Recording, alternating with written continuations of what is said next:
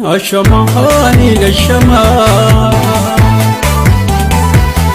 Ashamahani nashama Ashama harka fuunee daawwattoota keenya ammas oduuf odeeffannoo haaraa qabannee dhufnee jirra. Hanga xumura sagantaa keenyaatti akkanii waliin turtan kabajaan isin affeerra. Kan daawwachaa jirtan kun Isaaq Zeenuu Tuubedha. Warri maatii kiyyan taane subscribe gochuudhaaf maatii kiyya ta'a. Ammas odeeffannoo haaraadhaan dhufnee jirra. Odeeffannoon nuti qabnu eda galgala akkuma guyyaa kaleessaa mucaan obbo Baqqalaa Garbaa Saamu'eel Garbaa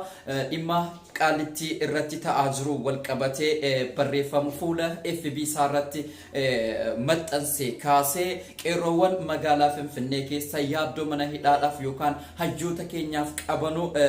agarsiisuudhaan gara mana hidhaa qaalittiitti halkan gara halkanii osoo deemanii humna addaa mootummaatiin kan dhowwaman hedduudha jechuunis oduun nu bira dhaqqabtee jirti. Kan biraa ammoo akkuma beekamu mootummaan kun shiraxatuudhaan baay'ee beekama waan ta'eef yaaliiwwan gurguddaa mana hidhaa qaalitti keessatti godhamee akka fashalaa'aa tures kan inni dubbate jira jechuudha. Yaalii kana kan qindeessaa turani warra sabaan tokko ta'anii jechuudha, warra Oromoo yookaan warra Jawaar warra hayyoota Oromoo hin jaallanne yeroo adda addaa keessatti mana hidhaa keessa deemanii eeyyama tokko malee jechuudha akka warra mana hidhaa keessa jiran kana wal quunnamanu bulchiinsa mana hidhaa qaalittiitii waliin yeroo hedduu deddeebi'anii wal dhabdee keessa galaniiti jiru. Kun immoo waan biraa agarsiisa. Namoonni kana goggodhan kanaan dura keessatti warra paartii Izeemaa yookaan Gimboo Sabaatti keessatti warra achi keessatti shakkamanii mana hidhaa keessa turanidha. Akka Saamu'eel kaasetti warri kun al tokko qofa osoo hin taane yeroo adda addaatti deddeebiidhaan mana hidhaa qaalittii keessatti akka warra Jawaarin gaafachuudhaaf eeyyama tokko malee deddeebi'aa turanii ni beekama jechuudha. Kanaaf akkuma guyyaa kaleessaa muummichi ministeera Itoophiyaa gara duula waraanaa raayyaa isa biyyaa fuula dhaabbadhee hajajeetan biyya kan konan olfadha kan jedhu duula gaggeessaa turee fi addunyaa irratti ijoo dubbii ta'e akkasumas immoo miidiyaalee biyya keessaatti illee miidiyaa isaatti illee oduu ijoo torban kana guyyaa lamaan kana ta'uunsaa ni beekama jechuudha. Dubbii keenya irratti Abiy gara waraanaa osoo deemuu viidiyoo mul'ate tokko illee hin jiru. Suuraa kan inni ka'e tokko jira. Yeroo adda addaa yuunifoormii waraanaa fayyadamee suuraa ka'uudhaan ni beekama. Abiy stuudiyoo jira moo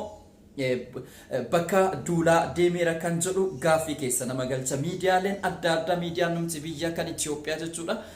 gabaasni isaan gabaasaa jiran walii faallaadha jechuudha. Inni kaan akka isaan inni hojiirra jiru dubbata, kaan ammoo akka gara dirree waraanaa deeman dubbata jechuudha. Garuu gara dirree waraanaa yeroo deemu viidiyoon daqiiqaa muraasaallee kan mul'atte hin jirtu.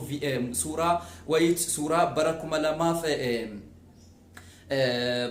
suuraa bara 2019 faa kan isaan baasanii maxxansaa turantu jira jechuudha. Kan waggaa 3 duraan kan maxxanfamaa ture yeroo muummichi ministeera asiif achi deemanu gaardota isaaniitii wajjin akka waan dirree waraanaa deemaa jiranuuti suuraan maxxansamaa jiru ni jira jechuudha. Kun egaa namichi kun akka guutuu addunyaatti shiraxatuudhaa fi sobuudhaan nama noobeela badhaafame waan ta'eef yeroo ammaa kana keessatti Finfinnee keessaa kiiloo 4 keessaa mootummaan tokko ba'ee akka seera addunyaatti illee hin jiru jechuudha. Mootummaan tokko ba'ee kan inni dhaqee obboleessa isaatii wajjin duulee biyya isaa kabachiisu. Mootummaan tokko masaraa keessa taa'ee wattaadara isaa yookaan waraana isaa ajajee waan barbaachisaa godha waan ta'eef wofii waraana ta'ee duuluu hin danda'u akka seera addunyaa keessatti. Kun shira qophaa'ee fi akkuma shira gurguddaa shiree hooggantoota naannoo Amaaraa kanaan dura federaalizimiitti amananii fi akkasumas Hacaaluu Hundeessaa, Daa'ii Galaan namoota bebbeekamoo shiraan addunyaa kanarraa dhabamsiisuun isaa ni beekama jechuudha. Yeroo kana keessatti ummanni Oromoo guutummaan guutuutti focus kan inni gochuu danda'udha qabu hayyoota keenya mana hidhaa keessa jiran irratti ta'uu danda'udha qaba yeroon ammaa yeroo ce'umsaati yeroo muddamaati yeroo mootummaan kun kufuudhaaf qarqara irra jiruudha jechuudha yeroo kana keessatti tokkummaadhaa fi waliigaltee akkasumas wal hubannaadhaan socho'uun dirqama keenya jechuudha akkuma ummanni Tigraay waraana isaa bira dhaabbatee dubartiin illee namni guddillee jaarsillee jaartiin illee waraana isaanii bira dhaabbatanii injifannoo amma argan amma yeroo ammaa kana keessa Tigraay bilisomtee jechuun ni danda'ama ofiin of bulchaa jiru jechuudha kanaafuu immoo ummanni Oromoos yeroo muraasa kana keessatti yeroo ce'umsaa kana keessatti yeroo haalaan akkaan barbaachisaa ta'e kana keessatti woboo cinaa dhaabbatee gargaarsa godhamu godhee fi mootummaa kana kuffisee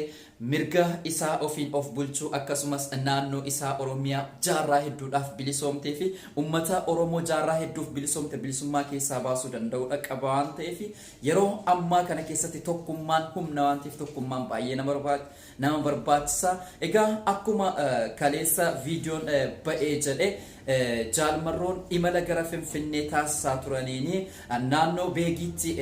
ummata hawaasa walitti qabaniitu marii isaan godhan jiru kunillee akeeka guddaa agarsiisa jechuudha yeroo ammaa kana keessatti ummanni Oromoo ija isaa hayyoota isaa eeggachuun yeroo ammaa kana keessatti egaa waan nu daawwattaniif guddaa galatoomaa warri maatii kiyyan taane subscribe gochuudhaan maatii kiyya ta'a ammas odeeffannoo haaraa yoo argannee jenne isin biraan geenya nagaatti Ashamahani nashama Ashamahani nashama Shaket mama kala siputi Erganga pasi arke galuti Ayata hege mino chetatut Ukuf sapedo ampar patetut Kayalo melu kuke sanjirat Ori chamalu ke fayu jirata Ashamahani nashama Lamu lamu barkarro jarrachut Shagarta hai jimmatti jalatut Shagarta hai jimmatti jalatte Kuba male maalan dabalatte Wallahi wallahi yon sirise Kamisinu fadda surre diise Bontun talaki beegama keessa Jaalala kee fayyana macheessa Didoo deemaan jira gabaa sheeki Du'uuf du'aan Ashamahani nashama Ashamahani nashama Shaket mama kala siputi Erganga pasi arke galuti Ayata hege mino chetatut Ukuf sapedo ampar patetut Kayalo melu kuke sanjirat Ori chamalu ke fayu jirata Ashamahani nashama Lamu lamu barkarro jarrachut Shagarta hai jimmatti jalatut Shagarta hai jimmatti jalatte Kuba male maalan dabalatte Wallahi wallahi yon sirise Kamisinu fadda surre diise Bontun talaki beegama keessa Jaalala kee fayyana macheessa Didoo deemaan jira gabaa sheeki